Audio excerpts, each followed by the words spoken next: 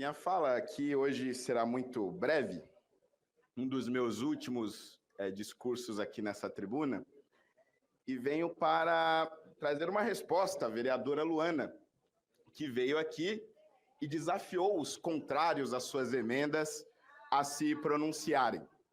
Pois bem, quem ajudou a barrar suas emendas, vereadora Luana, com muito orgulho, fui eu. E venho aqui dizer por quê. E, certa, não lhe concedo a parte, vereadora, não lhe concedo a parte. Não lhe concedo a parte, não lhe concedo a parte. Já faz o microfone, por favor. Bom, e venho aqui dizer por quê. Vou exemplificar algumas dessas emendas. Uma das emendas tratava de racismo ambiental e institucional. Uma proposta de um hebetismo inacreditável. Primeiro, porque racismo é um só.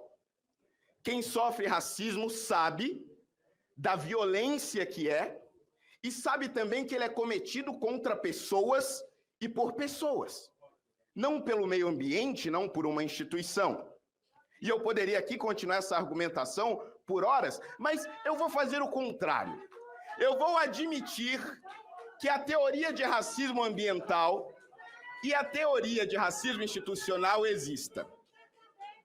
Suponhamos que o racismo ambiental seja real e as pessoas negras sofrem com as consequências de um meio ambiente maltratado. Os principais culpados nesta casa pelo racismo ambiental seriam vocês do PSOL, que aqui, por diversas vezes, foram contra, por exemplo, a privatização da Sabesp, que leva saneamento básico a quem não tinha esgoto em suas casas. Seriam vocês que foram contra o plano diretor que leva emprego e moradia para o centro. Seriam vocês que defendem, na maior cara de pau, a permanência da Cracolândia como ela é. Cala a boca, vereadora! Eu não lhe concedi a parte! Não lhe concedi! Cala a boca você! Retenha a sua insignificância! Me respeita! Eu estou falando! Que é isso? A senhora não vai me... Senhores, calma. Vereadora, vereador Holiday, fique calmo. Vereadora, ele não é discricionário do orador na tribuna que concedo a parte. Peço a devida... Vereadora, a senhora em momento oportuno pode manifestar-se, agora não é momento oportuno, considerando que não lhe deu a parte. Então, ele não lhe dando a parte, não é permitido a interrupção. Peço desculpa por ter lhe cortado para acalmarmos os ânimos, vereador. Vossa Excelência pode fazer continuar a sua fala. Muito obrigado. Alô? Eu vou repetir, porque talvez não tenha ficado claro. Vossas Excelências, se de fato existisse o racismo ambiental, o promovem quando são contra a privatização da Sabesp, que leva saneamento básico a quem não tem esgoto. O promovem quando são contra o plano diretor, que leva emprego ao centro para pessoas que moram a horas e horas dos seus trabalhos. O promovem quando defendem a permanência da Cracolândia e são contra medidas de internação compulsória necessárias para salvar a vida daquelas pessoas que, em sua maioria, são pessoas negras. Racismo institucional, Vossas Excelências promovem quando aqui todo santo dia condenam a polícia, que é formada em grande parte por pessoas negras, vindas da periferia e que superaram as dificuldades pelos seus próprios méritos. Mas não para por aí, porque para além do racismo ambiental e do racismo institucional, eles vêm com o racismo religioso e associam o racismo religioso aos terreiros de macumba. Bom, vamos lá. Existem pessoas negras que frequentam essas religiões, de fato. Existem pessoas que sofrem racismo porque são negras e pertencem a essas religiões? Sim, existem. Mas onde está a maioria dos negros? Nas igrejas evangélicas, que dominam a periferia do Brasil de hoje. E quem fala isso não é um evangélico, é um católico. As igrejas que mais crescem na periferia são as igrejas evangélicas. As igrejas que tiram jovens das drogas são as igrejas evangélicas. As igrejas que fazem com que traficantes se arrependam amargamente de seus crimes na cadeia são as igrejas evangélicas. As igrejas que convertem assassinos e os trazem para o caminho de Cristo são as igrejas evangélicas. E por quê? Por que será que a emenda contra o racismo religioso não abrange as igrejas evangélicas?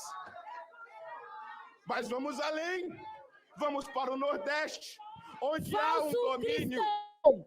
Vereadora, aprenda a calar a sua boca. Não, senhor. Quando não tem o direito. Vereadora, não dê a palavra. Vereadora, eu não lhe dei a palavra, vereadora. Vereadora.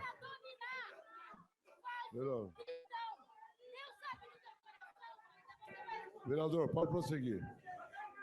Eu peço, sinceramente, desculpas aos vereadores e aos telespectadores que têm que assistir isso. E algumas vezes eu recebo críticas do tipo: mas, vereador Holliday, o senhor é muito voraz em seus discursos. Como ousa mandar uma colega calar a boca? É muito simples. Com o PSOL e os radicais de esquerda, apenas a voz grossa resolve. A linguagem que eles entendem é da violência. A linguagem que eles entendem é da firmeza. E é por isso que não suportam a polícia, por exemplo. Porque a linguagem de autoridade os deixa loucos, os fazem se manifestar como demônios no dia do descarrego da Igreja Universal. Bom, mas eu quero concluir a minha fala. Para além das igrejas evangélicas que fazem este grande trabalho nas periferias e nas prisões, podemos ir para o Nordeste, onde a maioria é católica. A maior parte das pessoas negras que estão no Nordeste tiram o seu domingo para ir com as suas famílias assistir à missa. Aos sábados, se reúnem em suas casas para rezar o terço. Se reúnem ao longo da semana nas igrejas católicas para fazerem as suas orações, as suas rezas. Mas o racismo religioso, vereadora Luana, mas o racismo religioso... Vereador, eu pedi que a senhora não interrompesse. A senhora está infringindo o direito de se manifestar, vereadora. Mas o racismo religioso que a vereadora Luana diz combater não abarcam os católicos do Nordeste. Pela ordem, presidente, eu imploro que o senhor volte o tempo do Holliday. Nas intromissões da vereadora Luana Alves, precisa voltar o tempo do Holliday. Vereadora, ele não cedeu a parte, vereadora. Eu poderia continuar... Estamos discutindo o orçamento, só para lembrar, viu? É do orçamento mesmo, presidente, é da emenda que eu estou falando.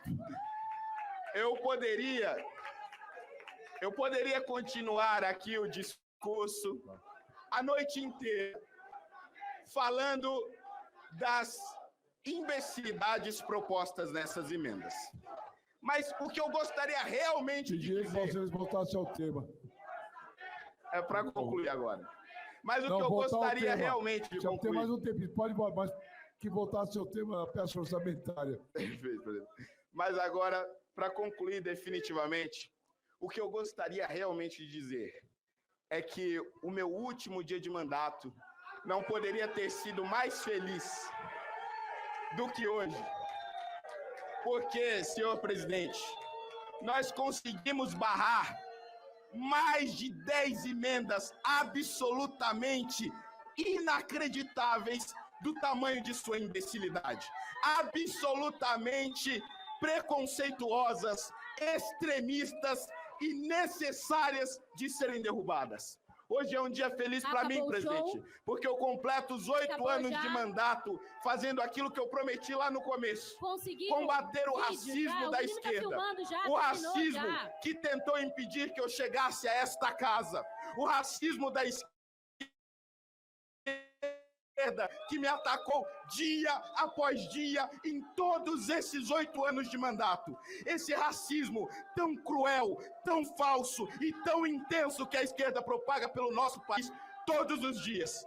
Eu posso, presidente, a partir de 1º de janeiro, não ter mais um mandato, mas certamente tenho muitas vitórias que não são só minhas, são da maioria do povo brasileiro que não suporta mais tanto ódio. Muito obrigado. Não há mais oradores.